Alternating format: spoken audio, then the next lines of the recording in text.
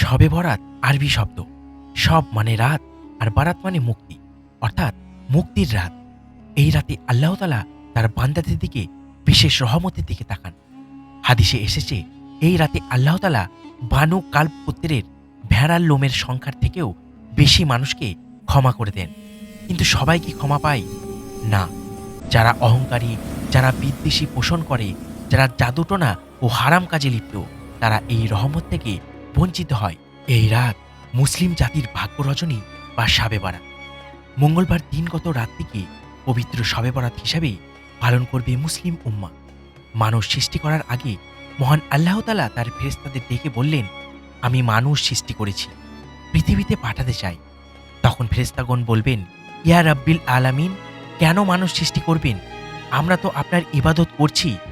মানুষ সৃষ্টি করে পৃথিবীতে পাঠালে তারা সেখানে গিয়ে ঝগড়া, বিবাদ, মারামারি, কাটাকাটি ইত্যাদি করবে। তবুও অনেক মহব্বত করে মহান রাব্বিল আলামিন 18,000 মাকলুকাতের মধ্যে মানুষকে আশরাফুল মাকলুকাত করে সৃষ্টি করেছেন। আশরাফুল মাকলুকাত এর অর্থ শ্রেষ্ঠ জীব। পৃথিবীতে যত মাকলুকাত সৃষ্টি করেছেন তার মধ্যে মানুষকে শ্রেষ্ঠ জীব হিসেবে আল্লাহ তাআলা সৃষ্টি করেছেন। শবে বরাত হল শাবান মাসে 14 তারিখের রাত। এই রাতকে বলা হয় লাইলাতুল বারাত, লাইলাতুল মাগফিরা বা মুক্তির রাত।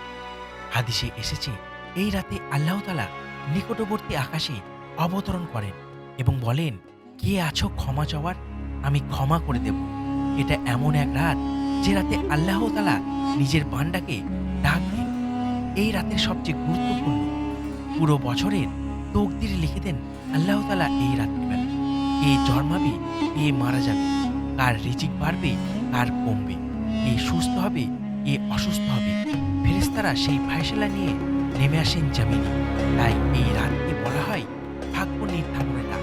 হযরত আয়েশা রাদিয়াল্লাহু তাআলা আনহা বর্ণিত করেছেন, তিনি বলেন, এক রাতে আমি রাসূলুল্লাহ সাল্লাল্লাহু আলাইহি ওয়াসাল্লামকে খুঁজে পাচ্ছিলাম।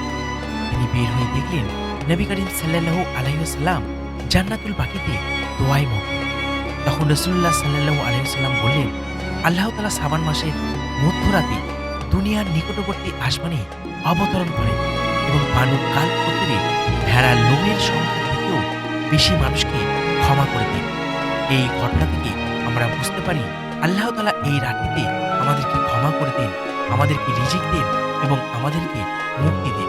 এই রাতে নফল নামাজ, বেশি বেশি করে ইস্তেগফার, দরুদ শরীফ, কোরআন তিলাওয়াত এবং নিজের গুনাহের জন্য কান্না করা, এই কাজগুলি করলে আল্লাহ তাআলা আমাদের উপরে রাজি খুশি হন।